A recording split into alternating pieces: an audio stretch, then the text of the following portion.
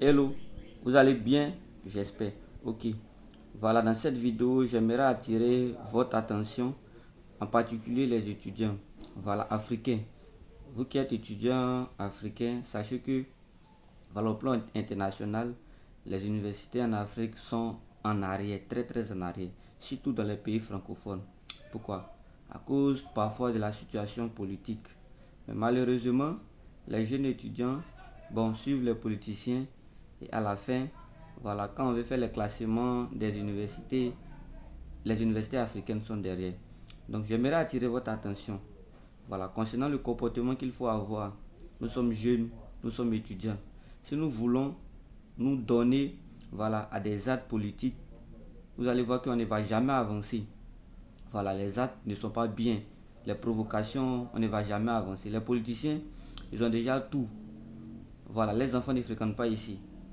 Donc, qu'est-ce qu'il faut faire? Il ne faudrait pas aller se mettre dans des situations en bordure de route. Il ne faut pas aller se mettre dans des situations dans certains endroits. Voilà, et après regretter. Donc, j'appelle à tous ceux qui sont étudiants africains à avoir un comportement responsable. Aujourd'hui, si vous remarquez bien, dans pas mal de pays, surtout en Afrique francophone, on a un peu de tension au niveau de la politique. Et vous avez des gens aussi sur les réseaux sociaux, voilà, qui essaient de faire monter mais cette tension même à son pic. Mais quand c'est comme ça, nous qui sommes les jeunes, ça ne nous arrange pas. Quand c'est comme ça, nous qui sommes les étudiants sur le territoire africain, ça ne nous arrange pas. Parce que ça nous met en retard. Les pays qui ont connu la guerre, quand vous êtes un ressortissant de ce pays, quand vous voulez aller étudier en Europe, parfois c'est compliqué pour vous, même dans les cas de bourse, c'est compliqué pour vous. Donc j'appelle à tous ceux qui sont étudiants à un comportement responsable. N'allez pas casser les choses en bordure de route pour les politiciens. Non, non. Voilà, parce qu'il y a quelque chose aussi qui fait la différence entre celui qui est allé à l'école et celui qui n'est pas allé à l'école.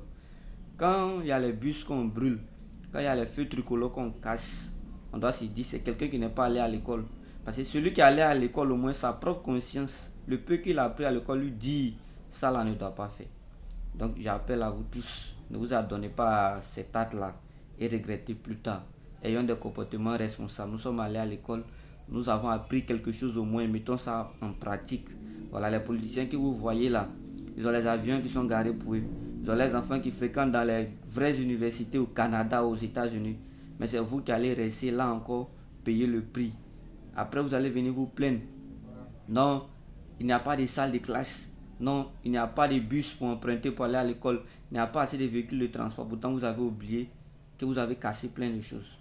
Donc, pour cela, j'appelle à tout un chacun, voilà, durant toutes ces périodes, que vous soyez en Côte d'Ivoire, surtout au Ghana, au Cameroun, au Nigeria, au Sénégal, peu importe le pays africain là où vous vous trouvez, d'avoir un comportement responsable.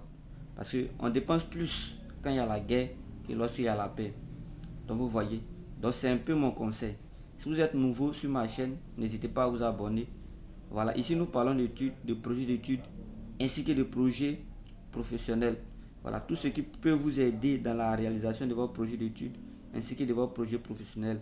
Pour tous ceux qui sont étudiants, qui souhaitent aller en France ou au Canada, nous avons une structure qui les accompagne.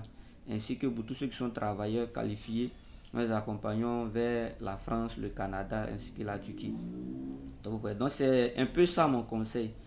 Je termine par là. Un jour, l'un de mes professeurs d'éducation physique et sportive nous a posé une question lorsqu'il était en classe de 4e. Et il a demandé quelle est la maladie qui tue plus les Africains. J'ai été le premier à répondre, c'est le paludisme. D'autres ont répondu c'est telle maladie, d'autres ont répondu c'est telle maladie. Mais personne n'a trouvé la réponse. Et voici la réponse du professeur. La plus grande maladie qui tue les Africains, c'est l'ignorance. Et c'est la vérité. Voilà, la plus grande maladie qui tue les Africains réellement, c'est l'ignorance. Donc ne soyons pas des ignorants. Ne soyons pas des cobayes. Voilà, pour les politiciens. Soyons des gens responsables. Donc sur cela, n'hésitez pas à vous abonner, de liker et de partager la vidéo. Ceux qui sont sur les réseaux sociaux, qui essaient de faire monter les tensions, qui essaient de prendre des vidéos, voilà, tel président, tel ministre, telle personne a dit ceci. Ne les suivez pas. Voilà, parce que parfois même ils ne sont pas en Afrique. Si vous remarquez bien, ils ne sont pas en Afrique.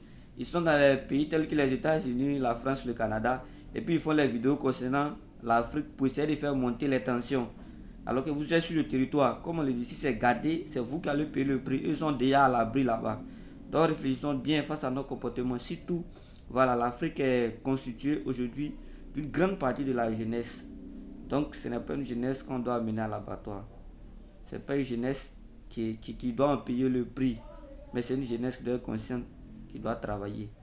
Donc sur cela, à la prochaine.